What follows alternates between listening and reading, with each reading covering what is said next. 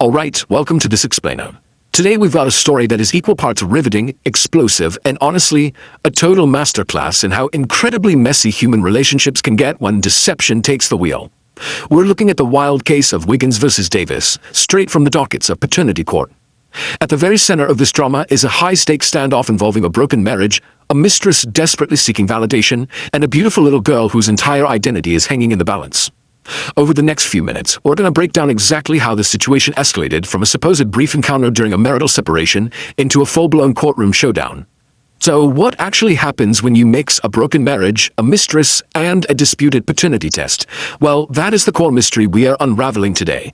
We've got Mr. Eugene Wiggins, a man who showed up to court with a very specific, very desperate goal. He wants to prove beyond a shadow of a doubt that he is absolutely not the father of Miss Chantrell Davis's child, Aubrey. Now, you might be wondering, why is he fighting this so hard? It's because Mr. Wiggins really wants his family back. He claims that the mere allegation of his paternity is what cost him his marriage. So in his mind, securing a negative DNA test is essentially his golden ticket to winning back his ex-wife. But as we'll see, the truth is rarely ever that simple. I just had to include this quote right off the bat because Judge Lauren Lake, who presides over this case, perfectly captures the sheer absurdity of what's about to unfold. It really sets the tone for everything. Throughout this explainer, you are going to hear details that will make you scratch your head, roll your eyes, and honestly, maybe even gasp out loud. Judge Lake serves as the ultimate voice of reason here, acting as a much-needed anchor of reality in a room that is just filled with wild accusations and some very questionable decisions. Okay, let's jump right into Section 1, Anatomy of an Affair. How did these two even end up in this situation? According to the court testimony, Mr. Wiggins was married, but going through a pretty rough patch in a separation from his wife. He admits he got, a little antsy. He saw Miss Davis, who was actually working for a family member of his at the time, walking up some stairs in tight pants, and he just decided to pursue her. Now, Mr. Wiggins claims he approached her purely for a physical distraction. He insists they just slept around for a few months and that it kind of just went on a little longer than it should have. But Miss Davis, she fundamentally disagrees with that narrative. She confidently stated they were genuinely together in a committed relationship. So we have this classic, ultimate he said, she said dynamic right out of the gate.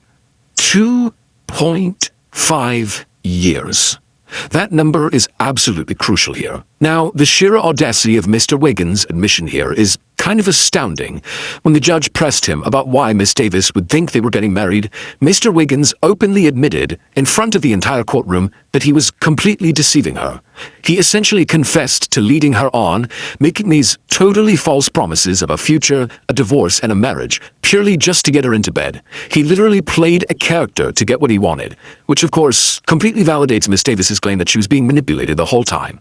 In this whole web of deception eventually culminated in a timeline that is just wow. While Mr. Wiggins was sleeping with Miss Davis and promising her the world, he was also actively trying to work things out with his wife. The result of that? His wife and his mistress ended up getting pregnant exactly 1 month apart. Let that sink in. The chaos of this double life finally caught up with him when Miss Davis realized she was pregnant. She decided she wasn't going anywhere and actually reached out to his wife on Facebook to deliver the news herself, blowing his entire secret wide open. Moving right along to Section 2, the disputed details involving Valentine's Day and the hospital. So, with the affair fully out in the open and a baby born, why is Mr. Wiggins suddenly doubting his paternity? Well, it all starts with a completely ruined Valentine's Day.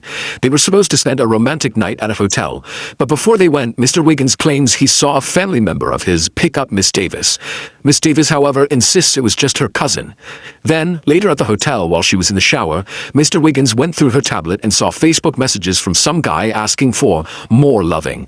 Mr. Wiggins took that word more to mean she was sleeping with other men. Miss Davis adamantly denies this, swearing she never slept with anyone else. But, true or not, this specific incident planted the first major seed of doubt in his mind. Then there's the second, frankly bizarre reason for his doubt. It revolves around the hospital birth certificate. Mr. Wiggins claims he wasn't even at the hospital when the document was signed. He alleges someone completely forged his signature and intentionally messed up his birth date, writing down November 11th, 1990 instead of November 9th. He even says he got this super suspicious phone call from the hospital where he heard women laughing in the background. Miss Davis, on the other hand, calls total nonsense on this. She says he was absolutely there, he signed it himself, and he just made a careless typo on his own birthday.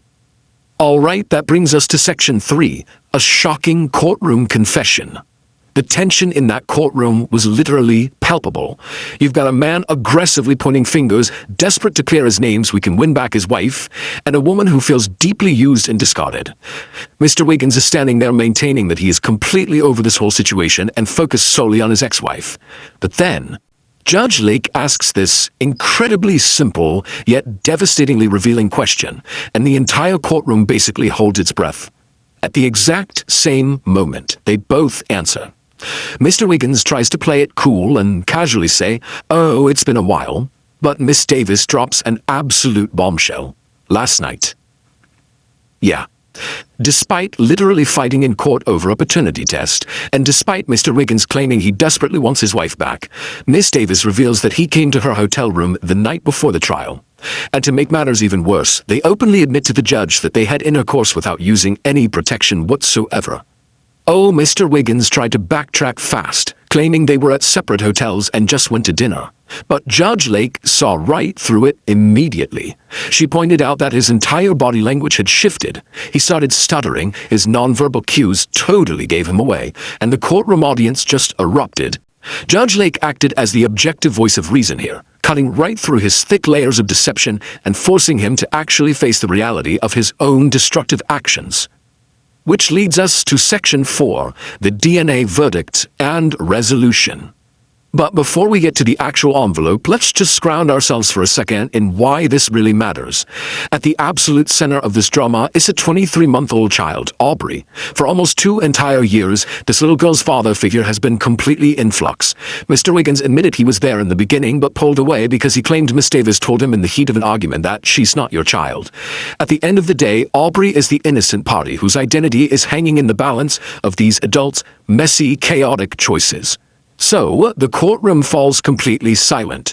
Judge Lake is holding the envelope containing the DNA diagnostics results. This single piece of paper holds the power to definitively validate Miss Davis's claims, or give Mr. Wiggins the exact escape route he's been aggressively fighting for all afternoon. And there it is, the final verdict. Mr. Wiggins, you are the father.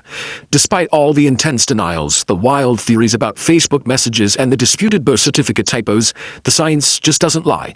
Now, to his credit, in that moment, Mr. Wiggins stood tall, accepted the results clearly, and promised the court that he was going to step up and take care of his child. And Miss Davis, who was clearly overwhelmed by years of being called a liar, finally got the clarity and the vindication she needed.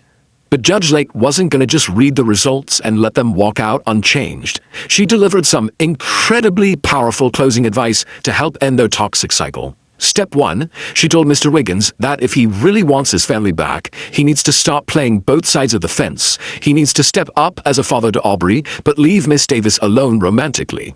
Step 2, she turned to Miss Davis with this amazing message of empowerment, telling her she deserves so much better than being kept a secret. She told her, "You are wife material, you don't play secondhand for nobody." So what's the real takeaway from this explainer? It isn't just the salacious courtroom drama, it's the real-world lessons we see mapped out here. First, living a double life and using deception to manipulate others will always catch up with you, and it always leaves collateral damage.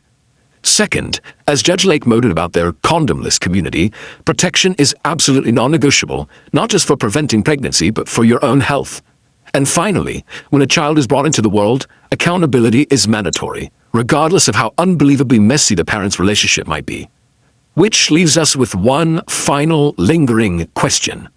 Now that the truth is completely out and the paternity is settled, will Eugene and Chantrell actually take the judge's advice, utilize the counseling resources offered, and finally break this destructive cycle? Or, considering they literally slept together the night before court, will human nature and old habits land them right back in front of a judge next year? It's a fascinating look at human behavior, accountability, and the absolute lengths people will go to when the truth is on the line. Thanks so much for joining me for this explainer, and remember, always keep questioning the evidence in front of you.